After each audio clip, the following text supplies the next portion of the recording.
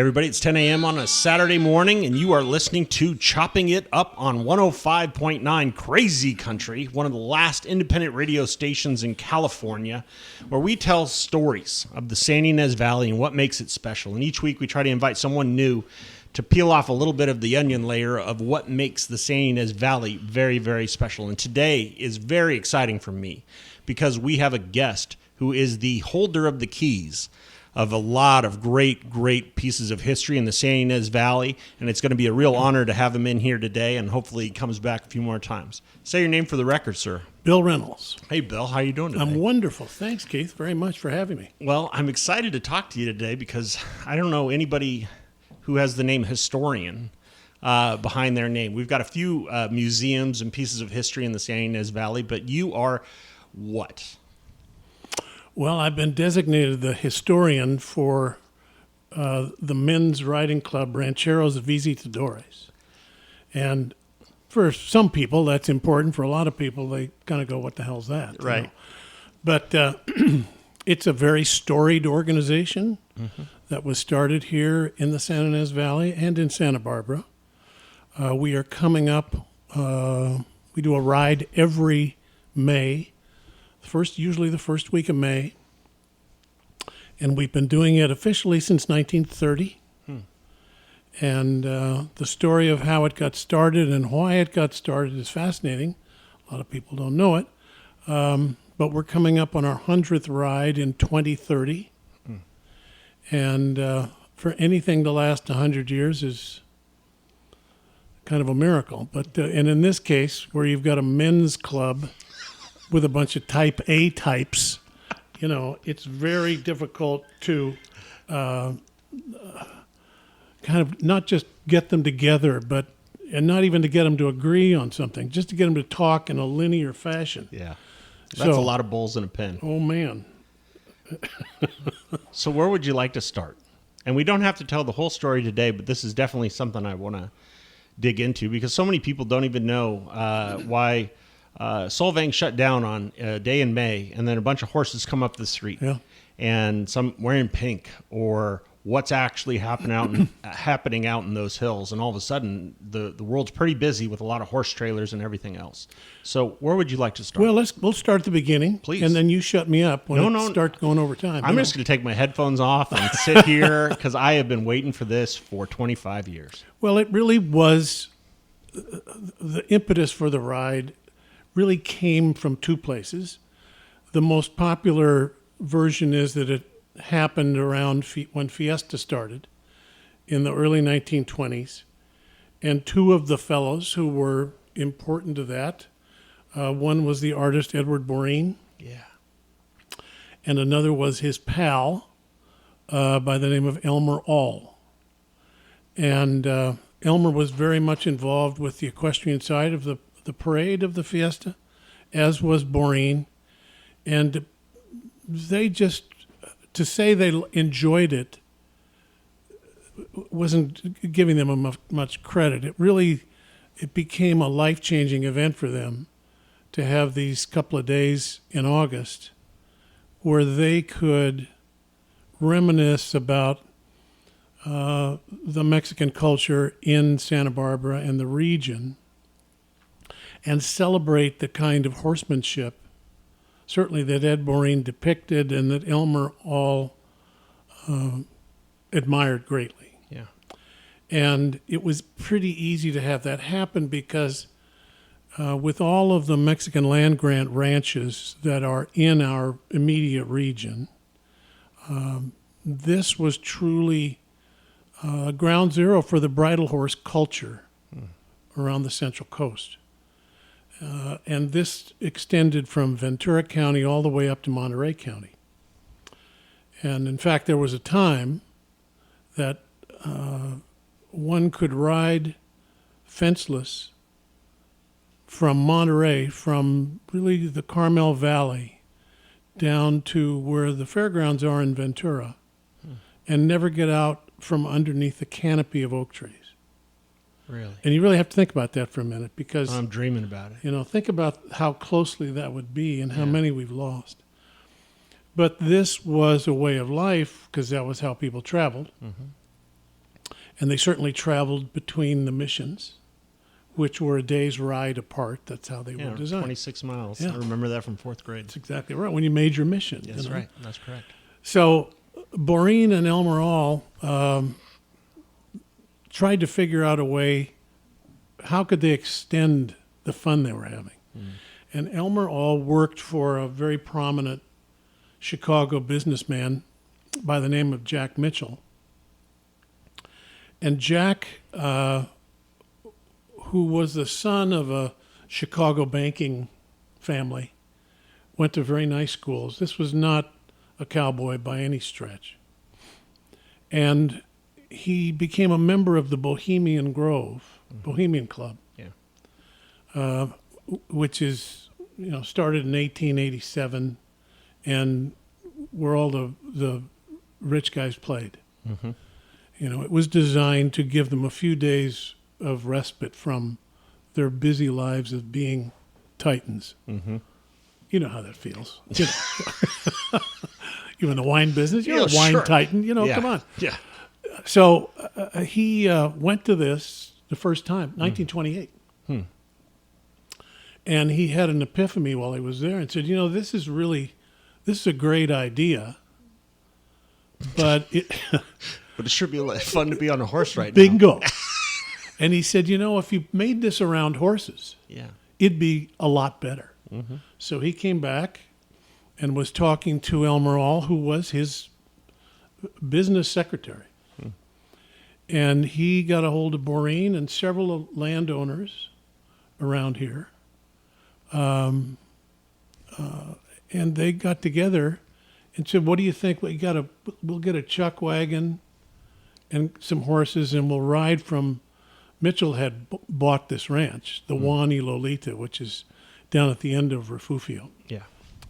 And he said, we'll ride from my place, and we'll ride to Mattie's Tavern. And we'll bring the wives so they don't feel left out, or whoever you want to bring. And that's the only ride where women were allowed. So they had a couple of wagons, a stagecoach, and everybody got horseback, and there were some pretty interesting people that were there. And there was about 60 people. Before you go into the people that were there, I just kind of want to set the stage a little bit. Okay. So 1928, what was California like in the 20s then? Because you were describing an era that when I go to my head and I start thinking about riding a horse or this or that, I realized that the Model A was a fairly new invention. And there wasn't a lot of cars anywhere, number one. Two, no interstate highways, no roads like we know them today. It would have been all dirt roads and a few asphalt. There was a little train, remember, that went from... I would love to talk to you about that for a full hour. Maddie's up to San Luis. But that era, you're really thinking about it, it's like, how did they even get their horses? Well, time was a different thing. Remember. Agreed. If you went from Santa Barbara to Los Olivos, it was 8 hours. Yes. On the stage. Yes. And you'd have to stop halfway over the pass. Switch horses. Switch wheels. Really? You'd have to switch wheels on the stage because you went across these rocky... You're right. And they had cut ruts. Yes, they are. They're still there. Yeah. So... I just wanted to set that stage just for the people who are listening right now and driving around or whatever, but just to really put your head back to the mid to late 20s and what the Santa Ynez Valley actually looked like. It was wonderfully simpler. Some people would really like that. Some people would find it Our tasting room was built in 1886. There it is. See? Yeah. So the flagpole was just erected in Los Olivos. Was in 1886? A little bit before, right around there. But I'm just thinking there's a dirt road. There's people on Grand Avenue. There were no businesses. Those were homes that people lived in. The properties that were around as I like to say, the palm trees were much shorter. Because one of the things my father has always said to me is like the palm tree is not indigenous to California, and they would plant them. So when you were riding horses or riding across the land, if you would see a large, tall palm tree, you knew that was a something was there. Something was there and a place to aim. Right. Because you were just you were riding wherever through fields and meadows and underneath trees, and that's where we're going. And then you would aim the horse as you saw a palm tree. Well, and remember, this area this was the sticks. Yeah. Santa Barbara was still somewhat metropolitan, but it was a lifetime away, 8 hours away. Well, people in Santa Barbara don't even know we're here still. Well, that's true. Don't tell them. And while this was all happening, that riot in 1928, Who was there? Yeah, that's where I stepped in on you. I'm it sorry was about that. mostly the landowners from around here, members who you would associate with the Los Alamos Society, Yeah. which would be ranching families, Big time. and captains of industry within Santa Barbara. Got it. Yeah. So you would have Dwight Murphy. Okay. You would have Adolfo Camarillo, who had all the white horses in the Fiesta Parade. And then there would be a lot of banking people because Jack Mitchell was big in the banking business. Yeah. He had a friend, Dick Dixon, who was in the motion picture, the burgeoning motion picture business, had motion picture theaters. Sure. And that's how. This is pre-Hearst Castle. Oh yeah, this is how we got to pre-everything. having Walt Disney on the ride. Yeah. And people like that. But also, while this was all going on, the country was being thrown into depression. Remember, this is the stock market crash. Very much. Never touched it here. It never touched Santa Barbara at the level it did so many other places. Sure. So you would have these guys coming up here during the middle of the week to get in a stagecoach, leave their businesses, and go have lunch. And it's always, the story always is about Ed Borein. He had set up his studio in El Paseo in Santa Barbara. Still there. Yeah. Because he had customers who'd come in and buy $10 or $15 watercolors that he'd have stacked on the desk. And how much would a $10 or $15 watercolor be Lord. today? Oh, 25, 30 grand, something like that. And that's a whole other. I'd love to have Yeah. you back just to talk about Ed Borein. He's fascinating. But so the idea came about that they would get together with friends. And what they really wanted to do was have interesting people come and talk about interesting things interestingly. like we're doing right now. Just like now. And it was somewhat discriminatory at that time because it was really about people with capability who could leave and come here, Sure. which was truly what the Bohemian Grove was about. It was a completely different universe. Yep. But Jack, in his wisdom, realized that if it was going to be authentic, he had to bring the ranching families and the ranching people in to help everybody understand what the life was, understand the culture, understand what this whole bridle horse thing was, why they were important, who makes the gear, where do you get it, so it became this truly an obsession. Right. I mean, when you're just describing that, it's so easy these days where you could go to a concert and you put on a cowboy hat and then you're like, hey, I'm a cowboy for tonight, right? Sure. Versus what you're describing is these are people who loved the Western lifestyle. They loved being on a horse. It was everything that they wanted to do. They had such a good time at Fiesta that they were saying, how do we do more of this? And started inviting people to come with them. But like you're saying, that designation of actually bringing the real and not have it be something that is a paper tiger of a cowboy event, but actually having people who are the real deal there, along with some bankers, along with these other people, to keep it going along. Authenticity was key. The word. That's the word. And the authentic West was something that so many of these people, especially members of the Roaring Twenties, Yeah. debacle and all kinds of things were going on. And this was a throwback to almost pre-statehood, Yeah. where the ranchos were fully going. Yeah. Remember, the vaquero culture that we celebrate in rancheros existed really only after the mission lands were secularized and divided up amongst the military pals of the Mexican army. Yes.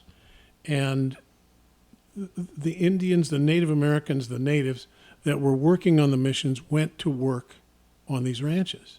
They were the vaqueros. They were the ones who had the time, the grass, the water, the blue sky to be able to truly make these horses. And talent. Well, they had patience. Yeah. More than anything, they had patience.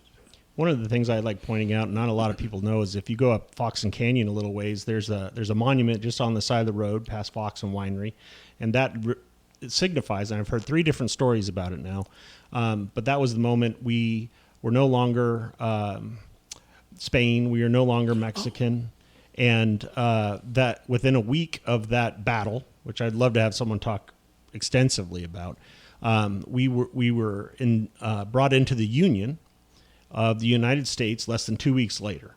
And I always think that's a real piece of pride for the Santa Ynez Valley. Yeah. Where that's happened. And I was just in Washington, D.C. over the 4th of July, and I've never been to the Lincoln Monument before, Lincoln Memorial. And I went there specifically because of that monument, and I wanted to see, because there's 38 pillars around Lincoln's Memorial, and one of them happens to be Californians. And that pillar is there because of the Santa Ynez Valley. That's amazing. I didn't know that. I'm going to have to drive up there and see that. You definitely have to. Everybody, just you just kind of it's past Foxen Winery, between there and Sisquoc. It's right on a little bridge. It's on the side of the road. You can't miss it. But I didn't mean to step on your story. Right. It just so all of this stuff that took place that Yeah. was the precursor of it. Yeah. Was from the mid-30s, 1830s to statehood in 1860. Yes.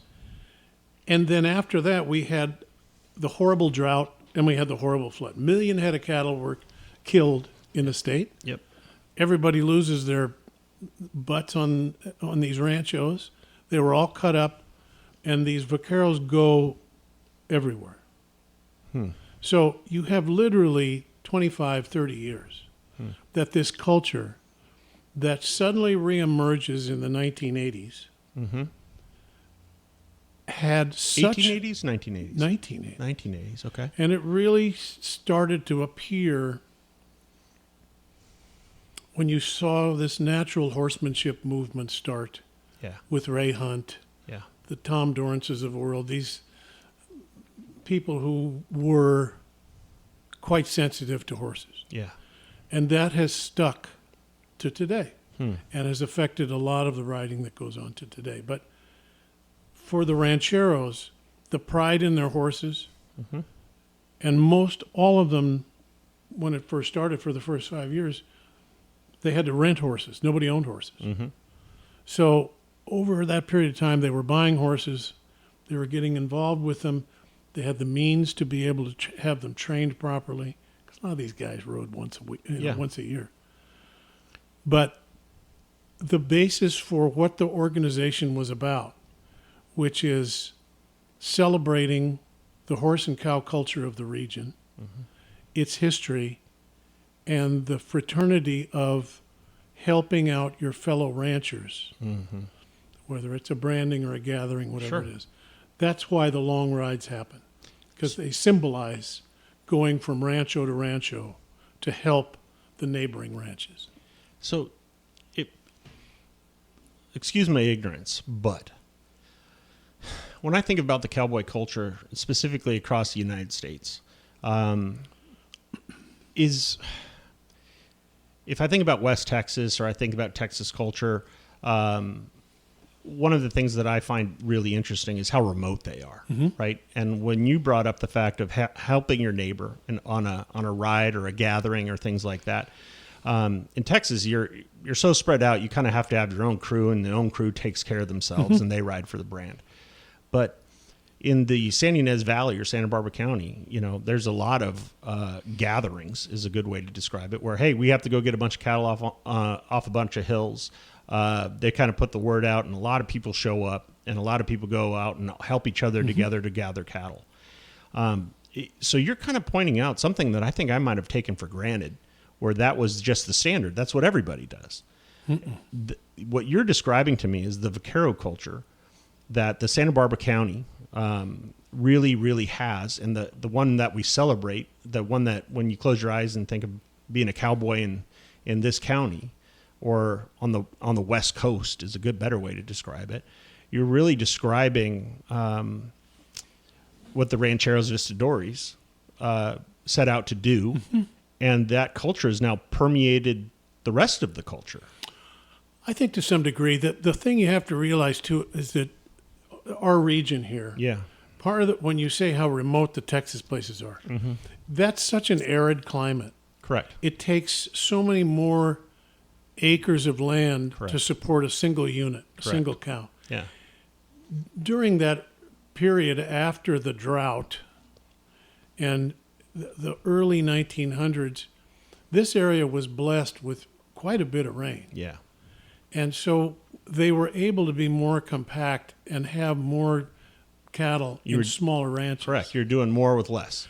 And so they did have the proximity to be able to go there. And because the area was blessed with all this feed, all this water, and time, mm-hmm. that's how the vaquero culture evolved, because they could put time into being better and better at what they did.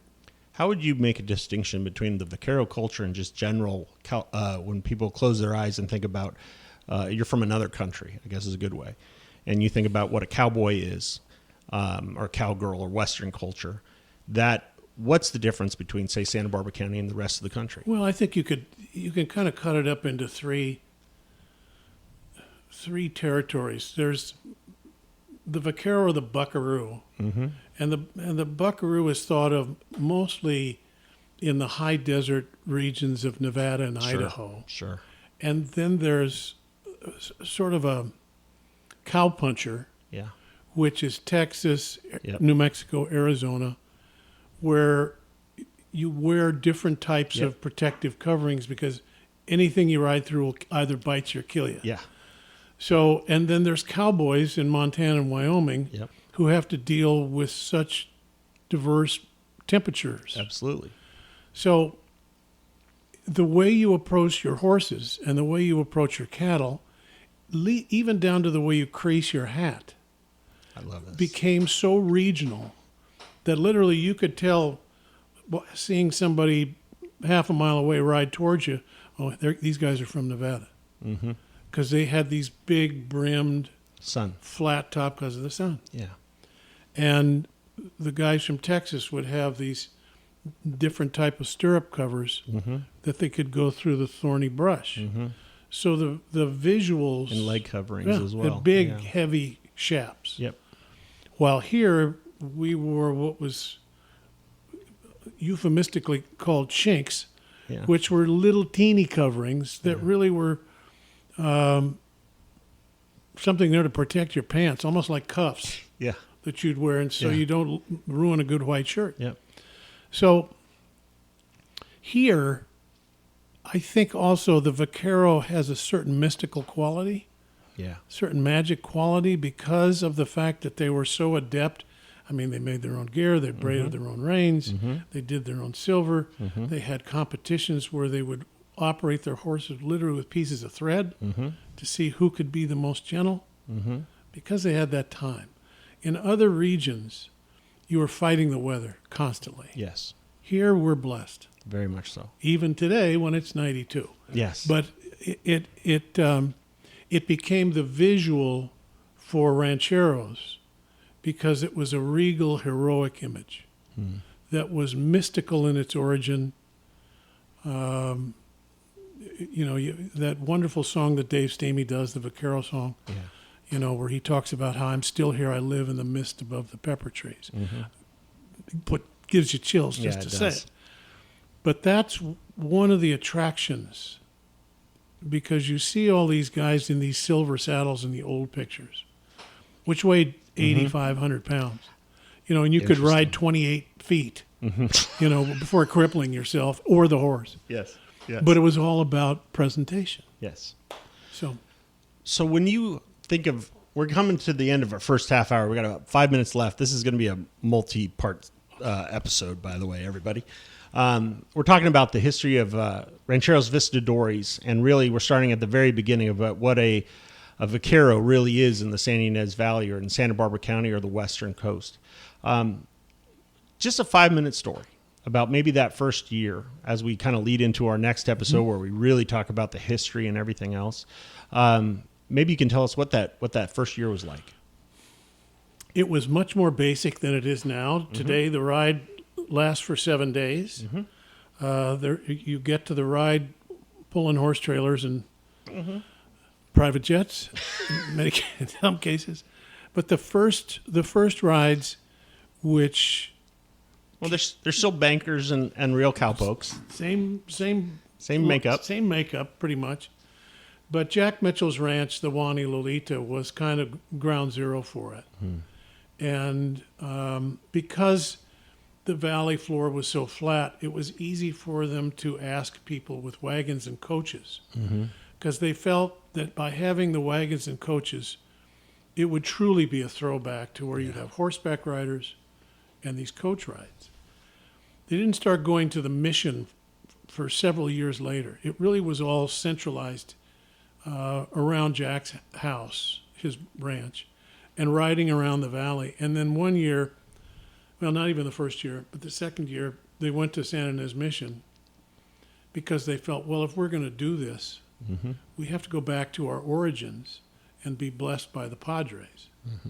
So there was an awful lot of thought that went into the first ride, and then continually as the ride evolved. It wasn't happenstance. It really was run like a machine. Ladies and gentlemen, you have been listening to Chopping It Up on 105.9 Crazy Country, the home of the Santa Ynez Valley and the home of the Santa Ynez Valley stories. We've been talking with historian, Rancheros Visitadores historian, Mr. Reynolds. This is going to be a multi-point series because this is something we definitely, as a valley or as a community, need to get on the record. So join us next week on Saturday at 10 a.m. and listening to Chopping It Up. Back to your regularly scheduled programming.